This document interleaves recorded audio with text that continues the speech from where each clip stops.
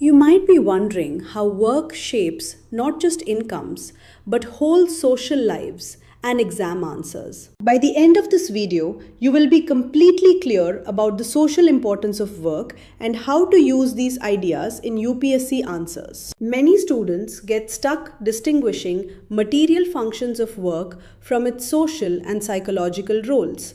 So we will start simple and build up. First, we will see how work fulfills material needs, then how it creates identity, affects mental health, shapes status, and finally, what policy responses matter. And towards the end, we will understand a key idea that most UPSC aspirants miss about why occupations matter beyond income. Let's begin by defining the basics.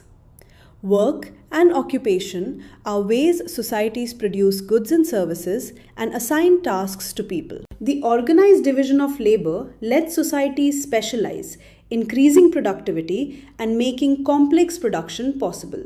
Economists classify work into primary activities like farming, secondary like manufacturing, and tertiary services. And modern economies move towards services. Occupations provide economic security so households can meet basic needs like food, shelter, and healthcare, a core point for policy questions. Now think visually.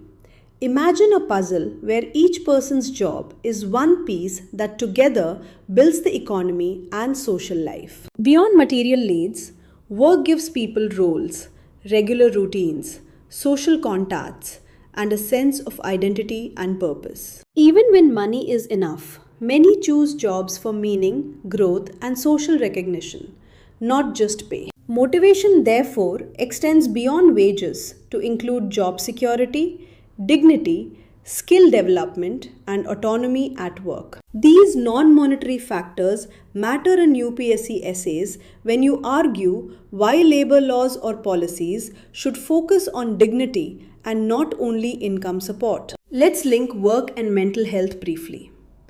Meaningful work provides structure, self-esteem, and social participation, acting therapeutically for many people. Conversely, involuntary unemployment, insecure jobs, or demeaning work harm mental well-being and can produce stress and social isolation. Remember this cause and effect framing for case studies and policy evaluation questions. It strengthens your argumentation. Societies also assign different prestige to occupations. Doctors and teachers often enjoy status, while many essential, low-paid jobs lack social recognition. There is no single universal hierarchy of prestige. Culture, earnings, education, and perceived social contribution all influence rankings. This helps explain why social prejudices arise between occupational groups and why public policy must include social valuation measures. Now a compact theory tour. Marx, Weber, and Durkheim offer distinct lenses you must mention in answers. Marx argued that under capitalism, labor can be alienating, making work merely a commodity rather than a creative human activity. Weber separated class, status, and party, showing how occupations shape both economic position and social honor. Durkheim focused on how division of labor builds interdependence and social solidarity in complex societies. Use these theories to frame analysis. Marx for alienation and exploitation, Weber for status and stratification, Durkheim for solidarity. Work also carries moral meanings. Calvinist ethics associated hard work with virtue, while Marxists critiqued commodification of labor. Contemporary debates add concerns about unpaid care work, dignity for low-paid essential jobs, and ethical valuation of care professions. Turning to unemployment. Know the types: frictional, structural, cyclical, and seasonal, and why each calls for different policies. Structural unemployment needs skill training and reskilling. Cyclical needs demand-side stimulus, and long-term joblessness requires social protection and active re-employment measures. For UPSC, Link types of unemployment to specific policies like public works, unemployment benefits, and employment guarantee schemes. Workplace organization matters too. Labor laws, unions, occupational safety, and workplace democracy determine whether work preserves human dignity. Technological change, informalization, automation, and gendered unpaid work are shaping the contemporary labor landscape and policy priorities. Think of automation as both opportunity and disruption. New jobs appear even as some roles vanish.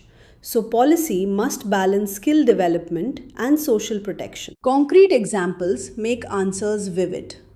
A teacher combines income, status, and psychological fulfillment, while an informal construction worker faces insecurity despite essential work. An unemployed skilled worker shows how joblessness erodes self-worth and social networks, a point you can use in evaluation-based questions. Quick exam insight.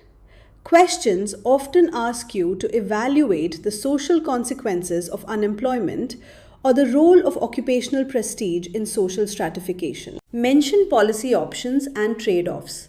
For instance, job guarantees raise fiscal concerns but improve social security and dignity for workers. Now a short recap. Work meets material needs, builds identity, influences mental health, determines status, and is shaped by ideology and policy. Link theory to practice with examples, show policy implications, and always highlight the human dignity angle in your answers. You are now ready to structure an answer that moves from definition to theory to examples and policy recommendations with clarity. Keep one key idea in mind. Occupations matter beyond income because they shape identity, status, and social inclusion. This often wins extra marks. If you want a quick checklist for answers, include definition, material role, social psychological role, theorists, contemporary issues, and policy suggestions. That brings us to the end of this overview. And if you practice a couple of structured answers, you will see how neat and persuasive your responses become. Join EduRev for detailed notes, model answers, and quizzes to strengthen your UPSC preparation on work and occupations. Keep studying, stay curious, and remember that understanding work helps you explain society and propose humane policies with confidence.